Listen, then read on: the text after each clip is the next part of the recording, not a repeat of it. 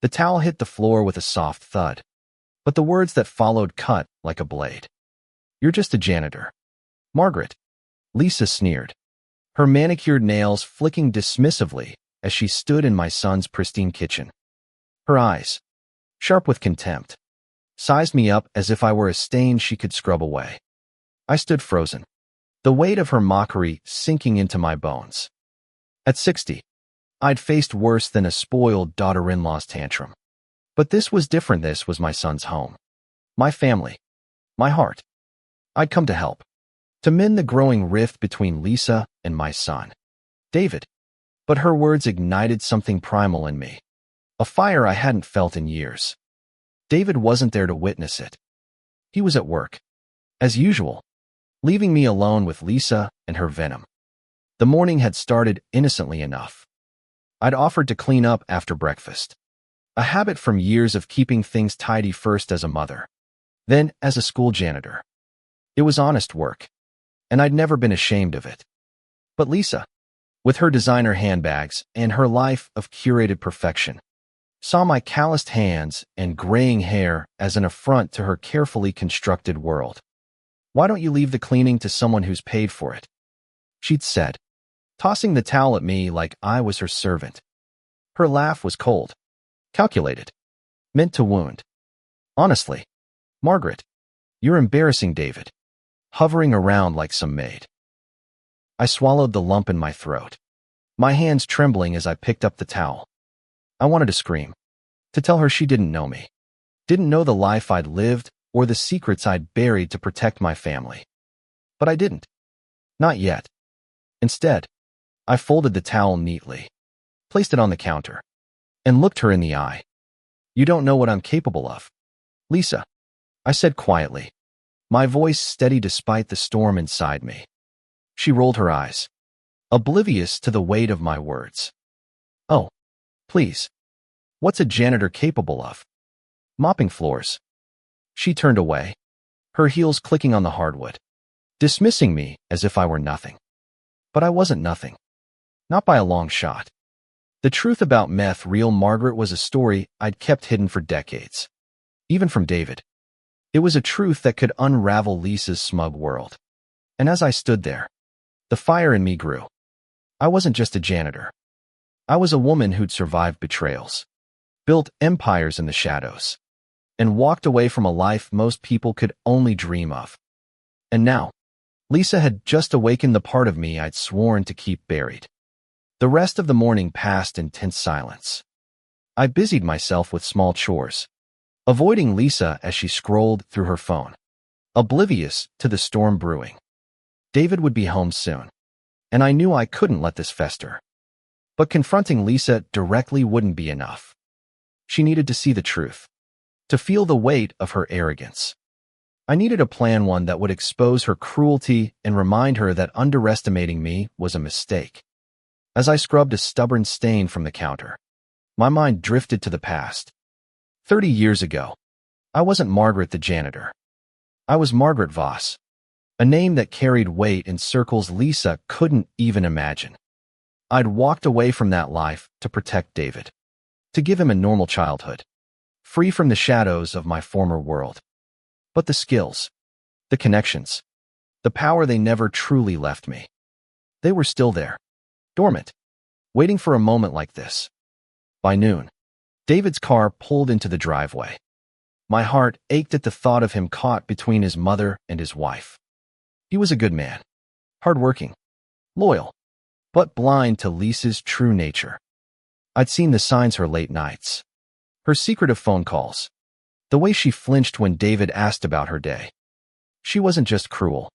She was hiding something. And I was going to find out what. "Mom, you okay?" David asked as he walked in, his brow furrowed.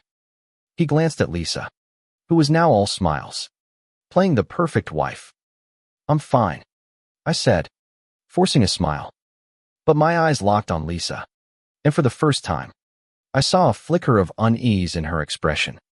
She sensed something was coming, even if she didn't know what. That night, as I lay in the guest room, I made a decision. Lisa's mockery wasn't just an insult, it was a challenge. and I was done hiding. I pulled out my old phone, the one I hadn't used in years, and dialed a number I'd sworn I'd never call again. "It's Margaret," I said when the line picked up. "I need a favor." The voice on the other end was calm, professional, but I could hear the surprise. "It's been a long time. Maggie, what do you need?"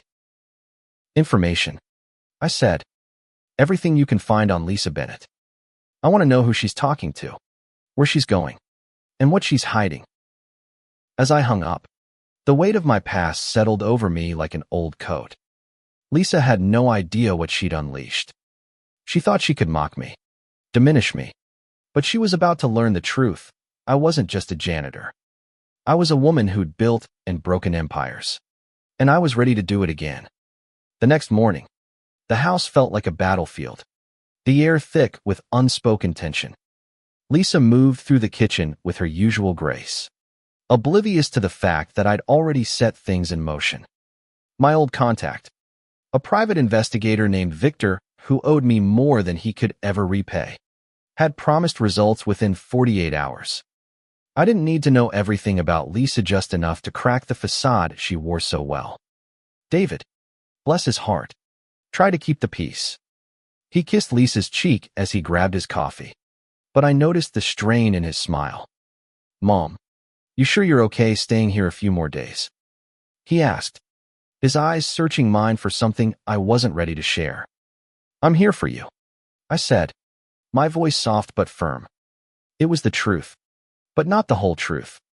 I was here to protect him, to shield him from the woman who was tearing him apart, whether he saw it or not. Lisa, meanwhile, continued her subtle jabs. "Margaret, don't strain yourself with the dishes," she said with a saccharine smile, her tone dripping with condescension. "We wouldn't want you to overdo it at your age." She laughed, as if it were a joke, but the barb stung. I smiled back, letting her think she'd won this round. She had no idea the game had already changed. By afternoon, Victor sent the first piece of information, a text message with a name and a phone number. "Lisa's been calling this guy a lot." The message read, "Name's Ethan Caldwell. Married. 2 kids. Runs a real estate firm downtown." Digging deeper, my heart sank, but not with surprise. I'd suspected Lisa was hiding something, and this confirmed it. An affair. The oldest, ugliest betrayal. I didn't confront her yet. I needed more proof that would leave no room for her to lie her way out. Instead, I watched her closely, noting the way she checked her phone when she thought no one was looking. The way she slipped out to the patio for fresh air that lasted 20 minutes. Every move she made was a thread in the web I was weaving. That evening, I offered to cook dinner, a simple gesture to keep the peace. David was thrilled, reminiscing about my old recipes. But Lisa barely touched her plate. "I'm not big on home-cooked meals," she said, pushing the food around. "Too heavy." Her words were another jab, but I let them slide. I had bigger battles to fight. After dinner, I excused myself to the guest room and called Victor again. "What else do you have?" I asked, my voice low. "It's messy, Maggie," he said. "Lisa's been meeting Ethan at a hotel downtown. Twice a week. Same room. I've got photos, timestamps, everything. Sending them now." The photos arrived minutes later, grainy but unmistakable. Lisa, her arm linked with a man I presumed was Ethan, stepping into a sleek hotel lobby. My chest tightened, not just for David, but for Ethan's wife, whoever she was. Another woman caught in Lisa's wreckage. I spent the night planning my next move. Confronting Lisa alone would be satisfying, but it wouldn't be enough. She'd deny it, spin a story, and David might believe her. No, this needed to be bigger, something that would strip away her lies and leave her exposed. And then there was Ethan's wife. She deserved to know, deserved a chance to reclaim her dignity. I didn't know her, but I felt a kinship with her, already a woman betrayed, underestimated, just like me. The next day, I found her. Victor's contacts were thorough, and by lunchtime, I had a name, Claire Caldwell. A quick search revealed she was a schoolteacher, kind-eyed and unassuming in her online profile. I called her, my heart pounding as I introduced myself. Claire, you don't know me, but I think we have something in common. I said, can we meet? She agreed, her voice hesitant but curious. We arranged to meet at a quiet cafe the next day. As I hung up, I felt a surge of purpose. Lisa had mocked me, called me just a janitor. But she was about to learn that I was so much more. And Claire, she deserved to know the truth, too. The cafe smelled of fresh coffee and second chances. Claire sat across from me, her hands wrapped around a mug, her eyes wary but kind. She was younger than I'd expected, maybe early 30s, with a warmth that made me ache for her. I slid the folder of photos across the table, my voice steady as I explained what I'd uncovered about Lisa and Ethan. Claire's face crumpled as she flipped through the images. I knew something was wrong. She whispered, tears brimming. But I didn't want to believe it. I reached for her hand, a silent promise that she wasn't alone. We were two women bound by betrayal. And in that moment, I felt a strength I hadn't tapped in years. I'm not here to hurt you, I said. But Lisa's tearing my son's life apart. And Ethan's doing the same to you. We can't let them get away with it. Claire nodded, wiping her eyes. What do we do? She asked, her voice trembling but resolute. We show them who they're dealing with, I said. But we do it smart. No screaming. No scenes. We hit them where it hurts their pride, their lies. We spent the next hour planning. Claire was hesitant at first, afraid of the fallout. But I saw the spark of defiance in her. She wasn't just a victim. She was a fighter. Like me. We agreed to confront Lisa and Ethan together. But not yet. We needed more leverage. Something that would leave them with no way out. That night, I returned to David's house, my mind racing. Lisa was her usual self, all charm and fake warmth as she greeted David. But I saw the cracks, her quick glances at her phone, the way she flinched when I looked at her too long. She knew I was watching, and it unnerved her. Margaret, you're so quiet tonight, she said, her tone mocking. Everything okay? Everything's fine, I replied, my smile tight. Just thinking about family. Her eyes narrowed, but she didn't push. She didn't know that I'd already set the wheels in motion. That Claire and I were building a case that would unravel her perfect little world. The next day, Victor sent more. Bank records showing Lisa had been funneling money from David's accounts to an offshore account. Emails between her and Ethan. Planning a getaway. It was worse than I'd thought. This wasn't just an affair, it was a calculated betrayal. Lisa wasn't just cheating. She was stealing David's future. I shared the new evidence with Claire, and her resolve hardened. I want to confront them, she said, but I want it to hurt. It will, I promised. But we need to be careful. David and your kids, they don't deserve to be collateral damage.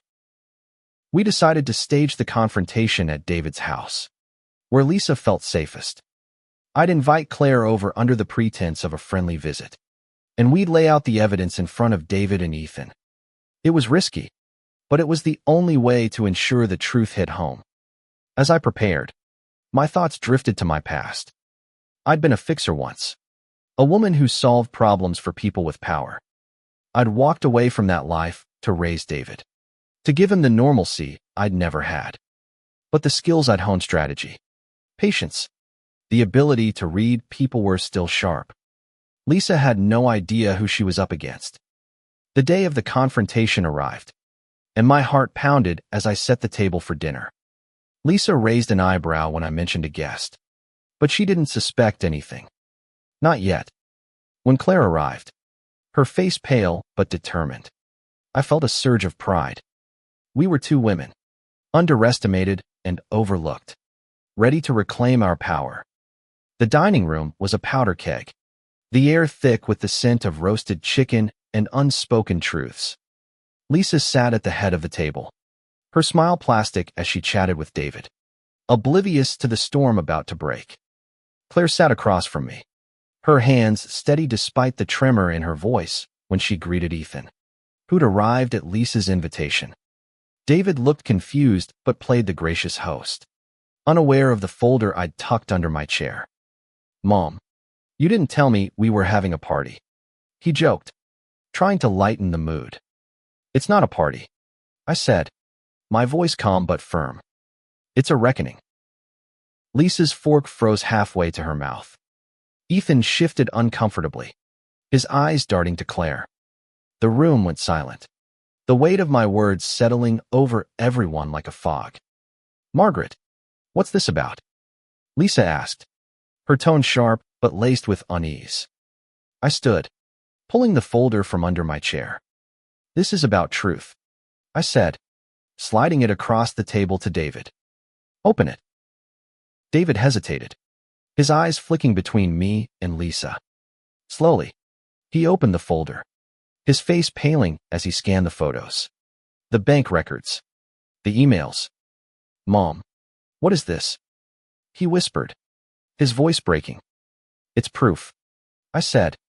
"Proof that Lisa's been lying to you, cheating on you, stealing from you." Lisa's face drained of color. "This is ridiculous," she sputtered, but her voice lacked conviction. "David, you can't believe this." Claire spoke up, her voice steady despite the tears in her eyes. "And Ethan's been lying to me," she said, looking at her husband. "Those photos theory of you and Lisa together." Ethan opened his mouth to protest, but no words came. The evidence was undeniable, and he knew it. David's hands shook as he flipped through the folder, his world crumbling with each page. "David, I can explain," Lisa said, her voice desperate now. "It's not what it looks like." "Stop," David said, his voice raw. "Just stop." I took a deep breath, the weight of the moment pressing on my chest. "There's more," I said, my eyes locked on Lisa. "You called me just a janitor. Lisa, you thought you could mock me, diminish me, but you don't know who I am." She laughed, a nervous, brittle sound. "Oh, please, Margaret, you're a nobody." I smiled, a cold, calculated smile that made her flinch. "I'm Margaret Voss," I said, "and 30 years ago, I ran a network that could make or break people like you. I walked away to protect my son, but I never lost the connections, the skills, or the power. You underestimated me, and that was your mistake." The room was silent, the air electric with shock. David stared at me, his eyes wide. "Mom, what are you talking about?" "I'll explain later," I said softly. "But for now, know this. I did this for you. To protect you." Lisa's bravado crumbled. "You're lying," she whispered, but her voice trembled. "Am I?" I said, pulling out my old phone and opening a grainy image of me, younger, standing beside a man in a suit. A man whose name carried weight in the world Lisa thought she owned. "This is who I was. And this," I gestured to the folder, "is who you are." Claire stood, her voice cutting through the silence. "Ethan, we're done," she said. "I'm taking the kids, and I'm leaving." Ethan's face crumpled, but he didn't argue. He knew he'd lost everything. David turned to Lisa, his eyes filled with pain. "Get out," he said, his voice barely above a whisper. "I want you gone." Lisa's eyes darted around the room, searching for an escape, but there was none. She'd been exposed, her lies laid bare. She grabbed her purse and fled, the door slamming behind her.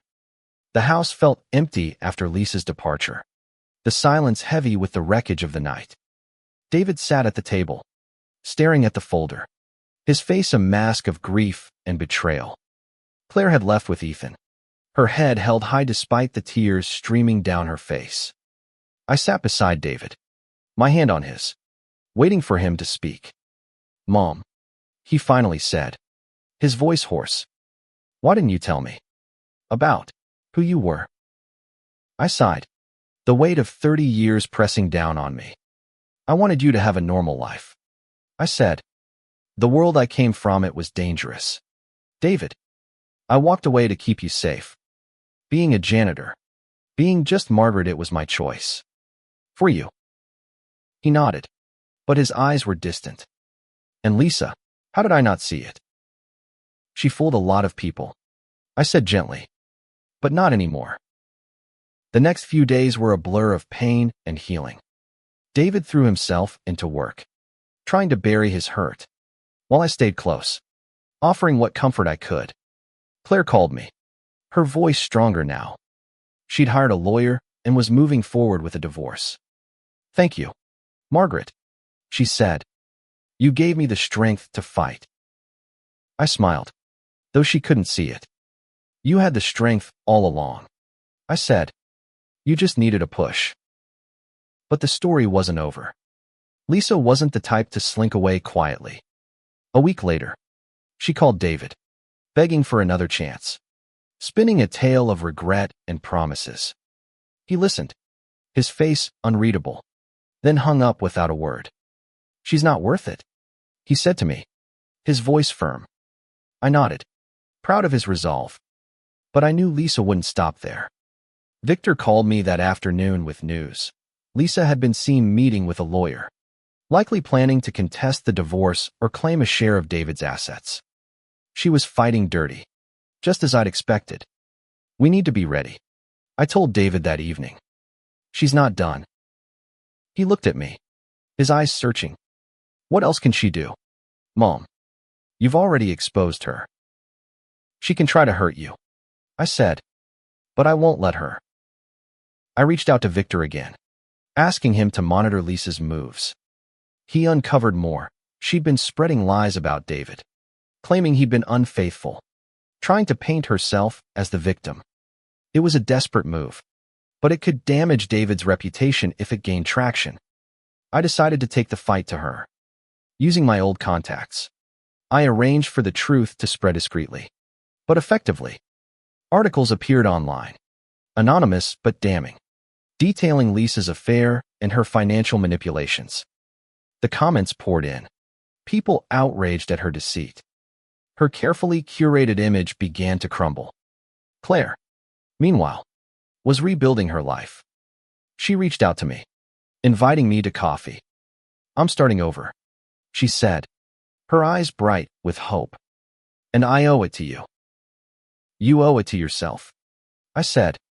We're stronger than they think. She smiled, and for the first time, I saw the woman she was becoming: fierce, independent, unbroken. Weeks passed, and the fallout from Lisa's exposure continued to ripple. David began to heal, slowly, leaning on me and his friends for support. He sold the house he'd shared with Lisa, unable to live with the memories, and moved into a smaller place closer to me. It wasn't easy, but I saw the strength in him, the same strength I'd fought to nurture all those years ago. Lisa, meanwhile, was unraveling. Her social circle, once so loyal, turned on her as the truth spread. Her job, a cushy marketing gig built on her charm, was in jeopardy as her reputation crumbled. She tried to fight back, posting cryptic messages online about being wronged. But no one bought it. The evidence was too damning, and my old network ensured it reached the right people. One evening, David came to me with a question that caught me off guard. Mom, what exactly did you do before you were, a janitor? I took a deep breath, knowing the time had come.